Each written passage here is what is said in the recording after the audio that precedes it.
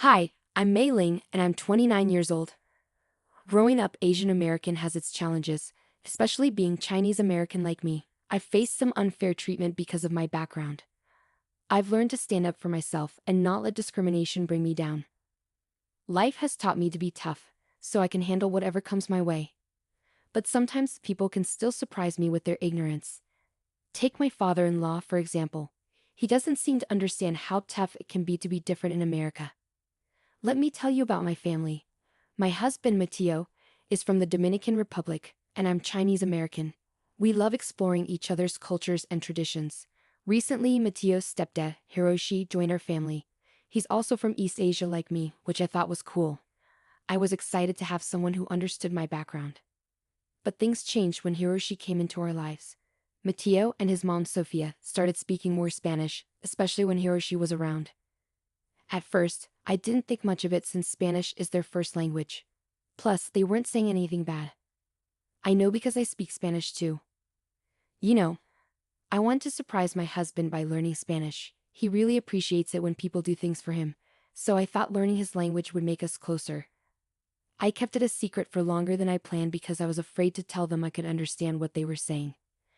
Even though I was getting better at Spanish, I was still scared of making mistakes and embarrassing myself. Maybe my fear was a good thing because when Hiroshi came into the picture, Sofia and Mateo started speaking Spanish more often. I thought it was best not to speak Spanish during those times. I mean, imagine joining a family with different cultures and feeling left out by everyone. Out of respect for Hiroshi and because we both shared East Asian backgrounds, I kept talking to him in English. I found it a bit strange that they were speaking Spanish more, but I didn't think much of it. That is, until I started hearing insults in Spanish that really surprised me. I remember that day vividly, like it just happened. We were all gathered around the table, ready to enjoy a meal together. The food smelled amazing, and we were chatting happily. But then disaster struck. I accidentally spilled gravy everywhere when I reached for the gravy boat. It was like a river of regret flowing across the table. You can imagine the chaos that followed. Sofia, my mother-in-law, started swearing in Spanish. Even though I'm not fluent in Spanish, I could tell she was saying mean things about me. It hurt, but Mateo, my husband, stood up for me. He told his mom that her insults weren't okay. Then Sofia said something that broke my heart. She asked Mateo why he was defending me when she thought I couldn't understand what she was saying anyway. Those words hit me hard. It hurt even more than her insults earlier. I felt so embarrassed and shocked that she would say something like that. It felt like she was used to talking about me behind my back in her language. I choked on my water, feeling overwhelmed. But Hiroshi, my father-in-law, comforted me. He reminded me that everyone makes mistakes and accidents happen. He even said there was more gravy in the pot, trying to lighten the mood. Hiroshi didn't know that it wasn't the spilled gravy that left me breathless. It was Sophia's hurtful words questioning my worth. I couldn't shake off the doubt that crept into my mind. Did I hear her correctly? Was I losing touch with reality? I couldn't believe that my own mother-in-law, who should have been supportive, would speak about me like that. After dinner, haunted by Sophia's words, I needed confirmation. I asked a Spanish-speaking friend and even used Google Translate. Unfortunately, my fears were true. Sophia had intentionally been rude and disrespectful. I couldn't understand why she felt that way about me. I kept my discoveries to myself for now, deciding to watch our family dynamics and wait for the right time to address this. The next morning, as we sat at the breakfast table, there was an awkward silence. I sat quietly, thinking hard, while the others chatted as usual. Sofia and Mateo started speaking in Spanish, unaware of the impact their words had. Suddenly, Sofia said something shocking. "I regret marrying this old, stupid man," Sofia said, unaware that I understood her words. My heart sank as I heard her. Once again, Sofia had revealed her true feelings, ruining our mealtime harmony. Meanwhile, Hiroshi chuckled and said, "I should learn Spanish so I can understand what you two are always talking about." If only he knew the painful truth behind their laughter. Sofia and Mateo pretended it was all harmless teasing, hiding the hurtful gossip they were sharing right in front of him. But the gossip didn't stop there. Mateo and Sofia continued, each comment more hurtful than the last. Let me give you some examples. They mocked Hiroshi's accent, mimicking his attempts to pronounce certain words. They laughed at his cultural traditions, saying they were strange or unnecessary. And they made jokes about his age, saying he was past his prime. As I sat there, I felt more and more uncomfortable. It was like watching a cruel game where Hiroshi was the target of their teasing without even knowing it. My heart hurt for him, knowing he was being hurt by his own family. This wasn't the love and acceptance I hoped for when our cultures came together. In that moment, I promised myself I wouldn't stay silent anymore.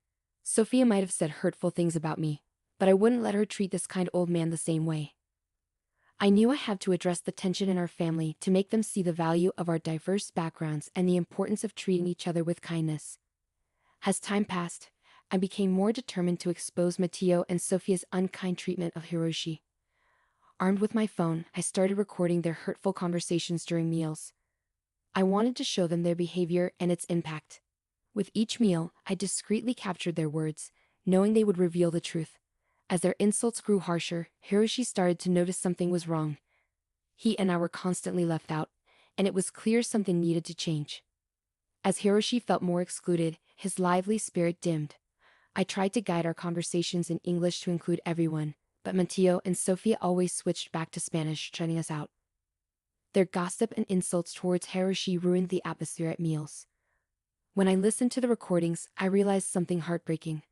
Sophia had married Hiroshi for his money, regretting that she couldn't inherit his fortune until he passed away. I was shocked by her greed, and Matteo, my husband, not only joined in the insults but found them funny, supporting his mother's awful intentions. The realization hit me hard. How could I have missed their true colors? These were the people I trusted to embrace and celebrate our diverse family, yet they had betrayed that trust. I knew I had to do something, not just for Hiroshi's sake, but for the respect and love our family deserved. Late into the night, I listened to those recordings, steeling myself to confront Matteo and Sophia with the evidence of their cruelty. I knew it wouldn't be easy, but I couldn't let them continue hurting us. As I planned my approach, I promised myself I wouldn't let their toxicity ruin our lives any longer. Hiroshi deserved better, and so did our family. Determined to make a change, I geared up to confront Matteo and Sophia about their hurtful actions. But before I faced them, I knew one thing. Hiroshi needed to hear the truth first. He deserved to know. Gathering my courage, I approached Hiroshi, sensing his heavy heart. With a comforting smile, I asked, "Hey Hiroshi, how are you holding up?"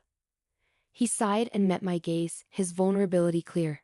"Mei Ling, it's been tough, honestly. I'm having a hard time fitting into this new family setup. The constant use of Spanish makes me feel left out, like I don't belong. Maybe I should consider those Spanish classes after all." Understanding his struggle, I nodded sympathetically. "I hear you, Hiroshi. It's been bothering me too. But there's something important I need to tell you." He looked intrigued, curious about what I had to say. "What's on your mind, Mei Ling?" Taking a deep breath, I confessed the secret I'd been keeping. "Hiroshi, I understand Spanish. I've been following every conversation Matteo and Sofia have had. They didn't know because I never joined in on the Spanish talks. I kept it to myself because I felt nervous and embarrassed about my language skills, but I do understand them completely." Hiroshi looked surprised. "Why didn't he tell them?" "I'm sure they would have helped you with your Spanish." I smiled sadly. "You're probably right, Hiroshi. I was just nervous and embarrassed. I wanted to surprise Matteo once I learned enough Spanish to have a real conversation, but I kept delaying it, worried he wouldn't be impressed. Still, maybe it's a good thing I didn't tell them." "Why do you say that?" "By keeping this secret, I was able to hear their conversations, and what I heard wasn't good. They'd been talking about you behind your back, saying hurtful things. The language barrier protected them, but now they'll have to face the consequences." Hiroshi looked confused and concerned. "What do you mean? What have they been saying about me?" I took his hands in mine, speaking firmly. "Hiroshi, they've been making fun of you, mocking you, and saying mean things about you. It's been happening for weeks, and it's terrible that they can talk about you like that." His eyes showed a mix of surprise, hurt, and gratitude. I don't know what to say. "Thank you for telling me the truth. I never thought they would do something like this." "What exactly have they been saying?" he asked, bracing himself for the harsh reality. "Hiroshi, I know this is hard to hear, but I have to be honest with you. Sophia married you for your money, and both she and Matteo are waiting for you to pass away so they can inherit your fortune." As my words sank in, Hiroshi's disbelief turned into shock and confusion. "No, Mei Ling, that can't be true. Sophia loves me, and Mateo loves me too. They wouldn't do that. Are you sure you're being honest with me? Maybe it's you who's trying to deceive me. With determination, I assured him, Hiroshi, I wouldn't bring this up without evidence. I recorded their conversations, and you can hear it for yourself. Ask any Spanish-speaking person you know to confirm what they're saying. I then airdropped the recordings to Hiroshi's phone, letting him uncover the truth for himself. Days passed, and the tension between Hiroshi, Sophia, and Mateo grew thicker. I gave Hiroshi space to process everything. Then, one day, he pulled me aside, his face showing a mix of acceptance and gratitude. I owe you an apology. I doubted you, blinded by my love for Sophia. But after talking to my Spanish-speaking friends and listening to those recordings, I believe you. I can't believe they said such awful things about me. What did I do to deserve this? I know, Hiroshi, it's a lot to take in, and I'm sorry, but I felt you needed to know the truth. I've decided to get an annulment. I'm old, May. I can't waste time with people who don't care about me. It's just hard to believe you'll be leaving so soon. Leaving sounds like the right move. I think you should do it. This will be my last night here. Tomorrow, I'll go and won't contact Sophia and Mateo until I'm ready to start the annulment process. But for now, I think I need a break. You deserve real love and peace, Hiroshi, and so do I. With that, Hiroshi and I hugged. And then we both went our separate ways. The next day, just as he said, Hiroshi was gone. He packed his things and left, leaving Sophia and Mateo confused and free to keep talking badly about him. As I put away the dishes, I could hear Sophia and Mateo in the nearby living room. Their insults towards Hiroshi made me furious. Why were they being so cruel? Finally, I couldn't take it anymore. With a surge of confidence, I decided to confront them about their hurtful behavior. Enough was enough. I know exactly what you've been saying about Hiroshi in your secret Spanish conversations, I said firmly. Sophia's face went pale, and she looked shocked. Mateo tried to act innocent. You don't know what you're talking about, he insisted. At that moment, I unleashed a side of me they had never seen before. Speaking fluent Spanish, I confronted them directly. Don't underestimate me. I've understood everything you two have been saying for the past 3 weeks. You've been insulting and disrespecting Hiroshi since he entered our lives. Mateo looked embarrassed, avoiding eye contact. They were caught in their lies. Finally, Mateo spoke up, his voice filled with curiosity, regret, and perhaps even hurt. Why didn't you tell me you could speak Spanish? You're really good. I gave a bitter smile.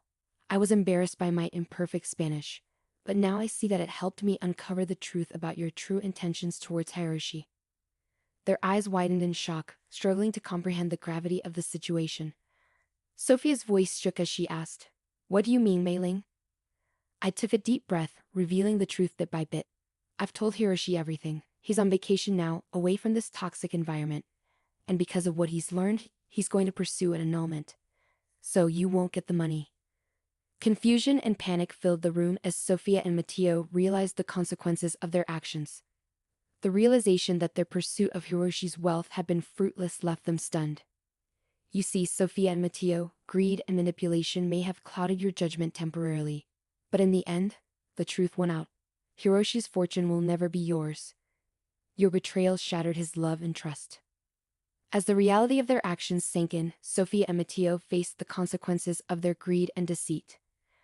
The facade they had built around Hiroshi crumbled, and their dreams of an easy fortune vanished. In that moment, I stood firm, knowing I had spoken up for what was right, even if it strained our family's fragile harmony. Unfortunately, the damage had been done, and tension lingered between Mateo, Sophia, and me. Realizing the toxicity of the situation, I knew I couldn't stay any longer. If they could treat Hiroshi like that, who knows what they said about me? Their true colors had been exposed, and I couldn't ignore the toxicity in our relationship.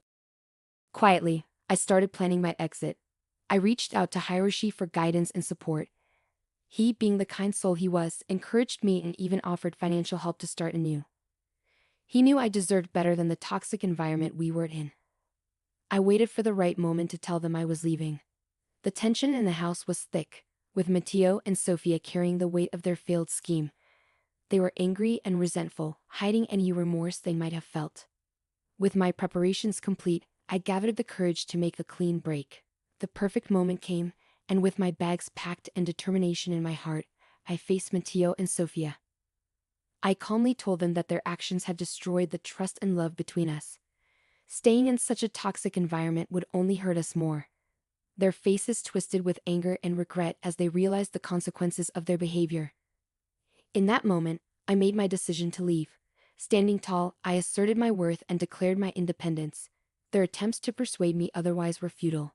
I had made up my mind, and nothing could change it. With a final farewell, I walked away from the toxicity that had plagued our lives, stepping into a new chapter. As I journeyed towards self-discovery and freedom, I carried the lessons learned with me. No longer would I be confined by others' expectations and judgments. I had found my voice and would use it to shape my destiny, leaving behind the negativity that once consumed me. It was time to embrace my strength and forge a path true to myself.